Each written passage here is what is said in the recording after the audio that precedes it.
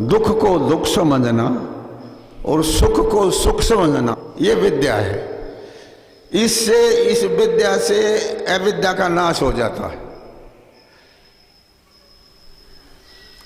देखो, हमारी विद्या और अविद्या दो ही शब्द वाक्य है, कहना चाहिए। हमें ये देखते हैं लोक में, आज का व्यक्ति विषय भोगों में तल्लीन रह करके विविध विषयों में भोगने की चेष्टा करता हुआ आगे बढ़ रहा है। वो ये मानते हैं कि विषय भोगों में सुख होता है, ऐसा मानते हैं। परंतु महर्षि तत्ववेत्ताओं ने यह बताया कि विषय भोगों में सुख नहीं है, दुख है। ये विद्या है। और ऋषि मानते हैं कि ईश्वर के अंदर मग्न होना, तल्लीन होना, ये सुख है। ईश्वर के स्वरूप में मग्न होने से चलता है।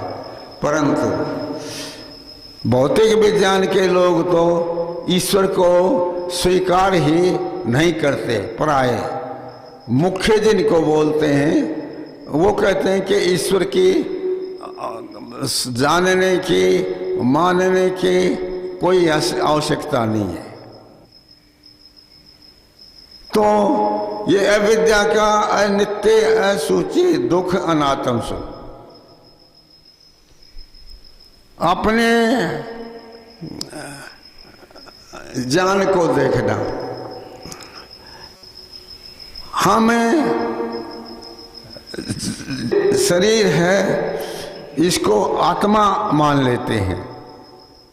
ये आत्मा, अपना परिवार सब है जितना, उसको सभी को अपना आत्मा समझ लेते हैं।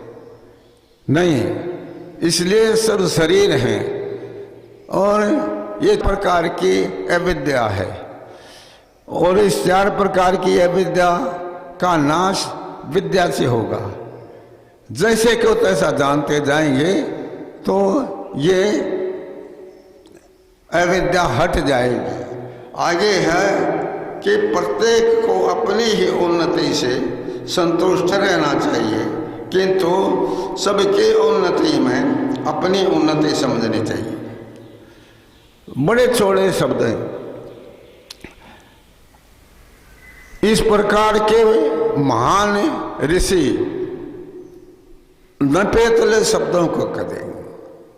प्रत्येक व्यक्ति को अपनी उन्नति हो जाने पर, अपना विकास हो जाने पर, अपने धन संपत्ति बढ़ जाने पर संतुष्ट नहीं होना चाहिए।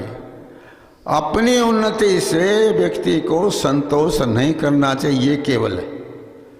तो क्या करना चाहिए? सबके में अपनी उन्नति समझनी चाहिए। मन को उठा करके देखो, विचार करके देखो, क्या हम अपनी उन्नति में संतुष्ट नहीं रहते अथवा रहते? उन्नति में अपनी उन्नति समझनी। अपने आचार्य जी ने एक बहुत बड़ा आविष्कार किया। यज्ञशाला का निर्माण किया। और यज्ञशाला के निर्माण में क्या विचार काम करते थे या करते हैं, ध्यान देना। उन्होंने ये दिमाग में रखा है कि सभी संसार के कल्याण के लिए अग्निहोत्र, यज्ञ, महान कार्य ये निर्मित हो जाएगा तो कल्याण हो जाएगा संसार।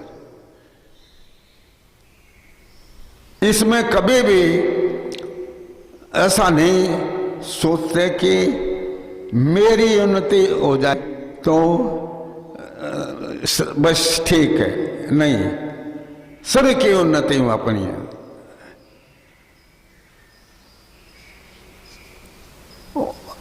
उन्नति को थोड़ा सा समझ लीजिए। एक संसार की अवस्था सांसारिक स्तर पर उन्नति, शारीरिक उन्नति, सामाजिक उन्नति, अनेक प्रकार से उन्नति है। तो दो प्रकार से हम देखें, लौकिक उन्नति और आध्यात्मिक उन्नति। वो दोनों प्रकार की उन्नति कहलाती है।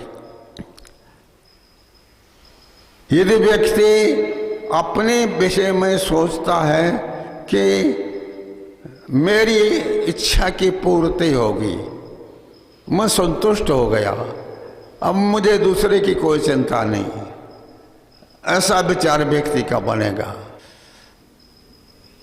अपनी उन्नति को दृष्टि में रख के चलता है व्यक्ति।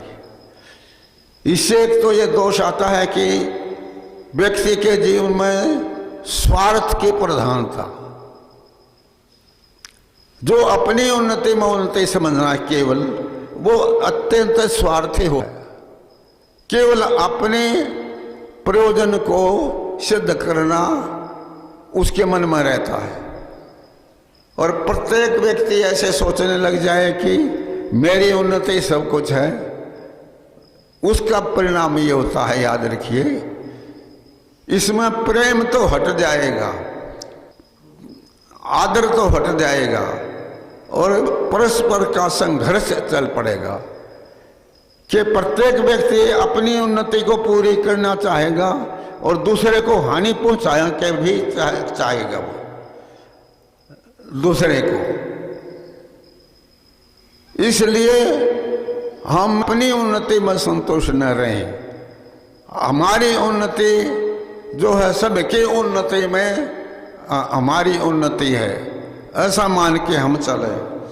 आगे लिखा है कि सब वंशों को सामाजिक सर्वहितकारी नियम पालने में स्वतंत्र रहना चाहिए और हितकारी नियम में सब स्वतंत्र रहें। सभी मनुष्यों को सामाजिक सर्वहितकारी नियम पालने में स्वतंत्र रहना चाहिए। हमको समाज में रहना सिखाते हैं।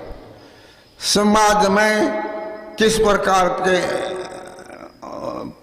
से रहा जाता है, कैसे परस्पर आपस में ये कार्यों की सिद्धि होती है।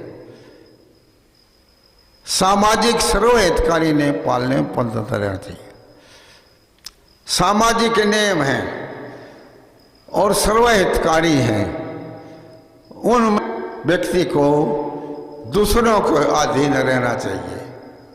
सामाजिक नियमों के पालने में ध्यान रखिए। जिस कार्य के करने में सबको लाभ होता है और जिस कार्य के करने से हानि होती है, जिससे सबको लाभ होता है, उन समाजों, उन नियमों के पालन करने में दूसरों के अधीन होना चाहिए। और व्यक्तिगत उन्नति होती है वहाँ जहाँ पर व्यक्तिगत उसका संपर्क है, वहाँ उस कार्य के करने में स्वतंत्र है। सामाजिक नियम पालने में स्वतंत्र रहना। आपने ये यज्ञशाला बनाई आचार्य जी के साथ मिल करके, और इसमें आपका सबका सहयोग रहा। इसके सबके नियम पालन करने से ये धीरे धीरे सब लगे रहे, तो ये यज्ञशाला बनकर हमारे सामने आखिर सामाजिक नियम। और प्रत्येक व्यक्ति को अपने नियम में, अपना नियम क्या है, अपना नेम ये है कि मान के चलिए आपको चावल खाने अनुकूल पे सबके लिए रोटी बनी हो खाने के लिए, तो वो व्यक्ति को ये नियम अपना करना पड़ेगा कि मेरे अनुकूल तो चावल हैं, वो अनुकूल पड़ते हैं, इसलिए समाज का नियम जो है मैं उसका पालन इस समय नहीं कर सकता। और ले लीजिए, आप अपने घर में झाड़ू देते हैं और भी कुछ करते हैं, कूड़ा इकट्ठा हो जाता बहुत सा उसमें उस कूड़े को उठा करके आप अपने घर में रखें, इकट्ठा हो गया कूड़ा, अथवा गली में फेंक दें। एक तो है कि उस कूड़े को उठा के गली में फेंक दिया, यह व्यक्ति स्वतंत्र नहीं है, इस कूड़े के वहां फेंकने में स्वतंत्र है। वो नियम जो है वह सबके लिए है कि कोई भी कूड़ा न फेंके, अपने घर में रख सकते हैं, इसमें आप स्वतंत्र हैं। इस प्रकार से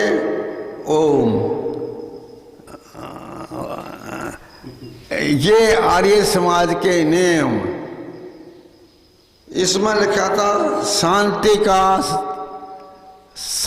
के स्तंभ है, शांति के स्तंभ हैं, खंभे हैं, ये आर्य समाज के नियम। आर्य समाज के नियम शांति के स्तंभ हैं। अब 10 नियमों में ध्यान दो आप दें तो पता चलेगा कि पूरे संसार का कल्याण इन नियमों के ऊपर चलने से और चलाने से होता है। इस प्रकार से हमको करना चाहिए और इन नियमों को अपने जीवन में लाएं और दूसरों को भी प्रेरणा देनी चाहिए। ओम शांति। आज नियमित यहाँ पर गुरुवार के दिन अपना करके आर्य समाज के जो नियम हैं, सिद्धांत हैं, उनके ऊपर अपने विचार व्यक्त करते हैं। हमारा सौभाग्य है कि स्वामी जी के इन विचारों को सुनने का अवसर मिलता है। आगे भी इसी प्रकार संरचनाओं को हम उपस्थित करते रहेंगे और आपको ये अवसर मिलता रहेगा। अब शांति पाठ करते हैं। ओम जौ शांतिरंतरिक्षं शांति पृथिवी शांतिरापः शांतिरोषधयः शांतिः वनस्पतयः शांतिर्विश्वे देवाः शांतिर्ब्रह्म शांतिः सर्वं शांतिः शांतिरेव शांतिः सामा शांतिरेधि। ओम शांतिः शांतिः शांतिः। सर्वेभ्यो नमः। सबको सादर नमस्ते।